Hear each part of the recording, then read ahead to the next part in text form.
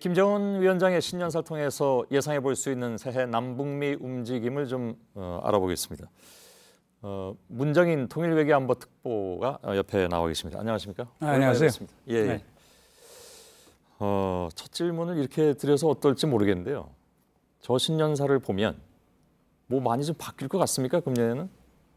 바뀐 대회보다는 일관성 있게 나가게 되는 게 많이 예. 나온 것 같습니다. 그러니까 남북 관계 계속 추진해 나가게 예, 되는 예. 거고, 북미 관계도 결국에 트럼프 대통령 만날 용의가 있다. 예. 그리고 우리 상응하는 조치를 취하면 우리는 비핵화로 나갈 수도 있다. 뭐 이런 것들 봐서는 기본적으로 2018년 한 해 했던 그 정책 노선을 계속 추동시켜 나가면서 예.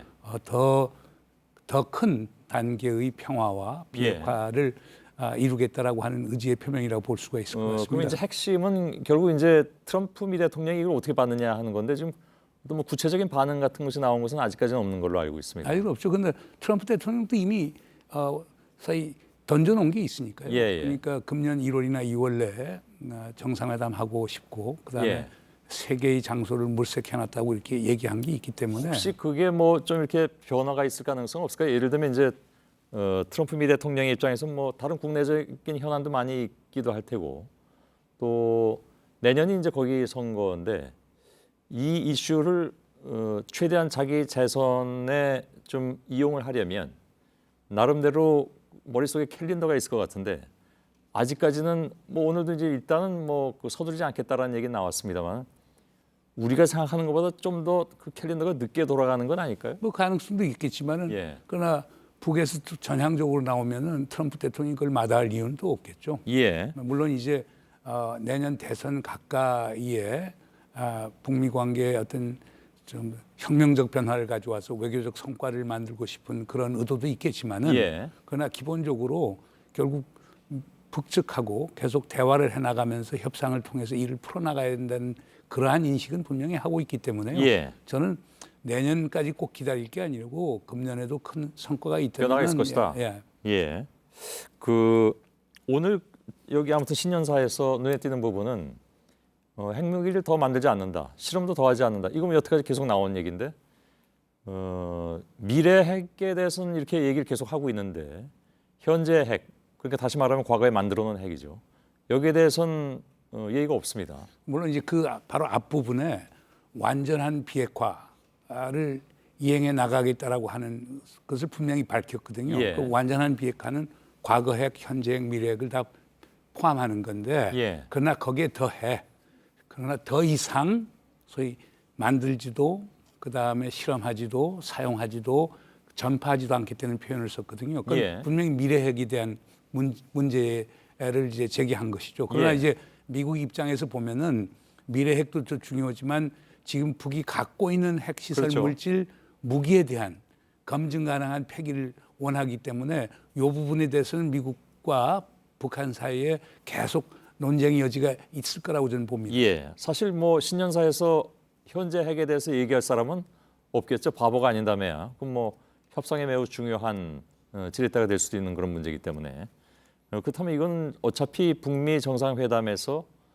큰 틀에서 어떤 그 획기적인 내용 이런 것들을 준비하는 단계라고 봐야 될까요? 아니면 어떻게 봅니까? 현재 지난 9월 평양 선언문에서 예. 분명히 이제 북측에서 의사를 밝혔죠. 그러니까 동창리 미사일 엔진 실험장에 대해서 유관국 참관하에 폐기하겠다는 것도 분명히 밝혔고요. 예. 발사대도 폐기하겠다고 했고, 그 다음에 6월 12일 싱가포르 선언에 상응하는 조치를 취하면은 영변 핵시설을 영구히 폐기하겠다는 것도 밝혔기 때문에 예. 우선 북측에서 미국에 던져놓은 게 있죠. 예. 물론 이제 북측에서도 이거에 대한 구체적인 행동을 보일 필요는 있겠지만 그거에 대한 미국 측 답이 있어야 되겠죠. 그 예. 답이 이제 소위 그 영변 핵시설 영구히 폐기한다라고 하면 미국 측에서 소위 제재의 부분적 해제 같은 것도 있을 수 있기를 북측에서 기대하고 있다고 저는 봅니다. 예. 근데 그런 교환이 있어야만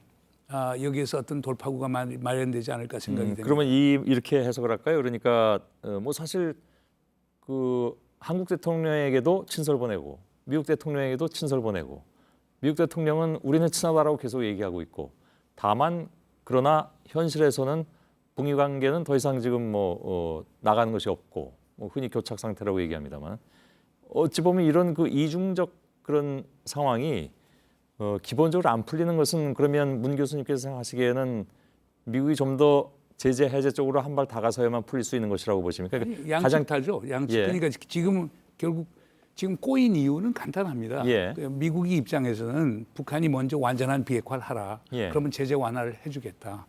그리고 소위 신고와 사찰을 먼저 해라. 예. 그러면은 종전선언을 해주마 하는 입장이고 북의 입장은 그건 말이 안 된다. 예. 행동 대 행동 원칙에 의해서 동시 교환을 해야지 어떻게 우리가 일방적으로 먼저 양보할 수 있느냐. 예. 지금 거기에서 걸려 있는 대목이거든요. 근데 그건 앞으로 무엇 때문에 그게 풀릴 수 있다고 보십니까? 그렇다면? 그건 북한도 보다 더 구체적인 행동. 북한도 지금까지 말로만 보인 거지 행동으로 예. 보인 건 아니란 말입니다. 예.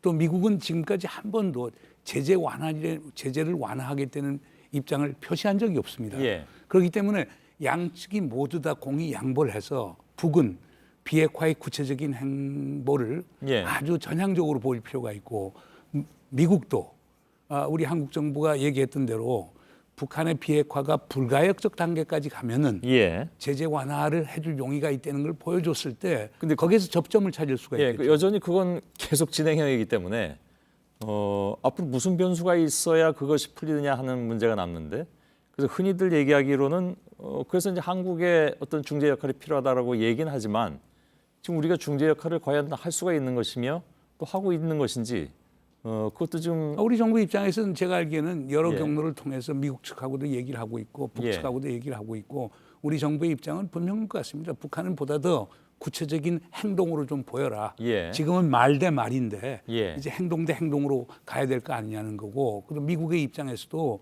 북한이 그런 식으로 해서 아주 전향적으로 비핵화의 구체적 행보를 보이면은 예. 미국도 제재 관련해서 보다 더 소위 유연한 자세를 보일 필요가 있지 않느냐. 예. 이런 걸 아마 지금 설득하고 있는 걸로 저는 알고 있습니다. 근데 대개 이제 이런 경우가 풀릴 경우에는 뭔가 이제 어떤 그 어느 한쪽 혹은 양쪽의 어떤 극적인 자세 변화 뭐 이런 것들에 의해서 풀린다고들 얘기는 하죠. 근데 지금 저희들이 예상하기로 또 아까 교수님께서도 말씀하셨습니다만은 1, 2월 중이라면 사실 지금 벌써 이제 1월 1일이 시작이 됐는데 불과 한두 달 사이에 그런 변화가 있을 것인가 하는 생각을 하지 않을 수가 없거든요. 그냥 그 두 가지 방법이 있겠죠. 이제 예. 하나는 미국은 북한에 대해서 당신들이 정말 구체적인 비핵화 행보를 보이면은 제재 완화를 고려할 수도 있다는 이런 말을 던질 수가 있을 거고. 예. 북한은 구체적인 행동을 할 용의가 있다는 메시지를 미국에 전해서 그래서 요와 관련된 실무회담, 고위급 회담을 하고 예. 정상회담으로 가는 방법도 있을 거고 그게 정 안 되면은 예. 두 정상이 만나서 단판을 짓는 수밖에 없겠죠. 예. 그러니까 일이 다 풀리기 전에 만나서 푼다. 그거는 글쎄요. 그것도 가능하죠. 지금까지 예. 그러니까 특히 미국이나 북한 지금 미국도 보면 모든 힘이 지금 트럼프 대통령한테 전부 다 집중돼 있단 말이에요. 예. 북한도 결국 수령제 시스템 하에서 김정은 위원장이 모든 힘을 갖고 있기 때문에 예. 누가 개입할 여지가 없거든요. 알겠습니다. 이런 상황에서는 두 정상이 과감한 결단을 내릴 수도 있겠죠. 한 가지만 더 질문드리겠습니다. 서울 답방 문제가 계속 이제 화두가 되어 왔는데 본인이 뭐 이 부분에 대해서 아쉬워한다는 얘기도 친서에 썼다고 합니다만은 무엇이 먼저인가 하는 얘기는 뭐 나온 바가 있습니다. 그러니까 북미 정상이 먼저 만나고 오는 것이 좀 쉽게 말해서 좀 부드럽느냐, 아니면 여기 와서 먼저 만나고 난 다음에 북미 회담으로 이어지는 것이 오히려 더 바람직하느냐, 뭐가 더 낫다고 보십니까? 저는 뭐 어느 길로 가도 뭐 예. 서울만 가면 되는 거니까요. 그러나 예. 이제 하나 가장 이상적인 건 그런 거죠. 사실상 우리 9월달 평양 정상회담에서 했던 가장 큰 그 성과 중에 하나는 예. 당시 교착 상태에 빠졌던 북미 관계의 교착 상태를 풀었던 데 있는 거거든요. 예.